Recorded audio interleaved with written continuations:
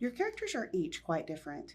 Without revealing too much, what was it about the character on page that attracted you to your role? Hmm.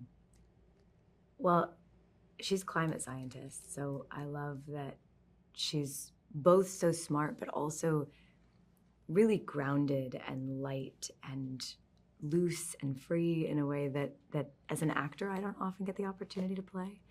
Um, and I love the relationship between the two of them. They're polar opposites, but they complete each other and they bring out the best in each other. And it felt like a really beautiful foundation for Heller's ultimate grief journey throughout the film. I think what attracted me to Inquilline was that she's this beautiful dichotomy of somebody who, because of her feelings of loss, has sort of retreated from the world. But yet at the same time, she has found a way to channel her energy into sort of being a champion for justice and speaking truth to power in a way that I just thought was so heroic. And it just was such a lovely contrast of retreat and also pushing things out into the light, which I thought was really interesting. Again, without revealing too much, tell us about your character's relationship to Heller and why is it so crucial to the story? So Inquiline's relationship to Heller is quite complex. When we first encounter Inquilline, we don't know who she or who they are. There's this question that Heller is actually trying to figure out. They've had a working relationship for many years, but it's veiled in secrecy. But they have a shared kind of passion for data and information. But when we actually meet her, which upends a lot of Heller's expectations, they realize that they have another shared bond, which is the bond of loss. Sarah is Heller's wife, and she's also his connection in a way to the outside world. He works in a basement. He he sits behind a computer all day, and I think sometimes his world can get quite insular, and he can live inside his head. And she's somebody who constantly pushes him to look outside, to be a little braver, to be a little bolder, to have a sense of humor. And I think he recognizes how important it is in some ways earlier in the film, but also especially after she's gone. The story has a lot to do with the importance of human connection. Can you explain?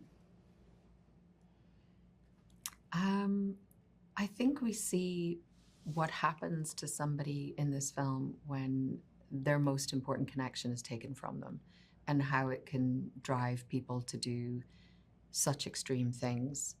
And I think that is, you realize the value and the necessity that we all have for connection, as you see with Heller and Sarah, and then with Heller and Inquilline and all the other people he meets along the way. The film also asks some pretty tough questions about the value of life and who deserves to have it in a way, and what it means to be a part of. I don't want to say eliminating somebody's life, but I think Heller asked some pretty difficult questions about our shared humanity when face to face with people that he believes have been responsible for taking away one of his greatest personal connections. But the film also asks him to look at their humanity as well. I think that's particularly evident in the relationship between Rami and Lawrence's characters in the film. It's such an interesting relationship that shouldn't work. They should be, they would be enemies in a different version of this film. And in this one, they sort of find their shared humanity. Mm-hmm. What is the film saying about the difference between justice and revenge? Big question. Yeah. I think for me, that was one of the most interesting kind of themes in this film, because I think it's something that I believe gets confused so many times. justice is bringing somebody to account, whereas revenge is punishing someone. And sort of speaking to what Rachel had said earlier, I think Heller gets, Inquilline sort of asks this, and Lawrence's character asks this of him. It's, do you feel any better? Is this bringing you any solace? And personally, I think, that's where revenge falls short, because really you're just inflicting more pain. And it's great, I think, that in this kind of film that we are provoking those conversations. Yeah.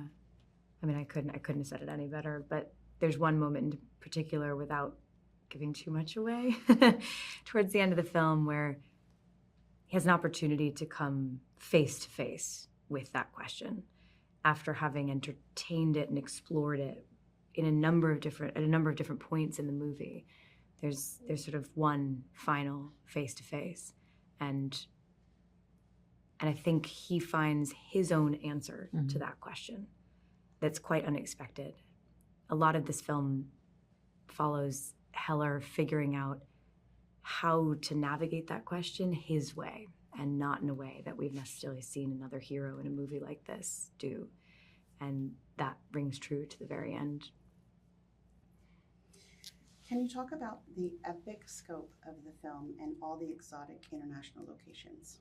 I mean, the film, for what often feels scene to scene like a deep character study, the film is enormous. I had the great opportunity, and I'll let Caitriona talk about the international piece, but I had the great opportunity to watch them shoot that pool break scene that you see in the trailer. And they had 2 shots at it. It was one of the most incredible stunts and feats of set design that I've ever seen in person. They had 2 shots at it because it was this giant pool that crumbles into thousands of pieces. And it took about 7 hours, if I'm not mistaken, to put it back together. Wow. And so watching the stunt team and the production design team and all of the different elements, the CGI folks that go into making something like that possible, it was one of the most inspiring moments I've ever had on a set. And everybody just held their breath and watched the pool break, and everybody was extraordinary. They had it on the first take and then got one more shot at it. Wow. So it just, in that moment, you become aware of the scale of this film. Yeah, I mean, James is an amazing director. I think he is so specific. He knows exactly what he needs. He is so efficient. And it was such a huge task for them. And they also, they got shut down in the middle of it because of the actors' strike, and they were able to... that day. Oh, that was the day that... The day of the pool. Wow.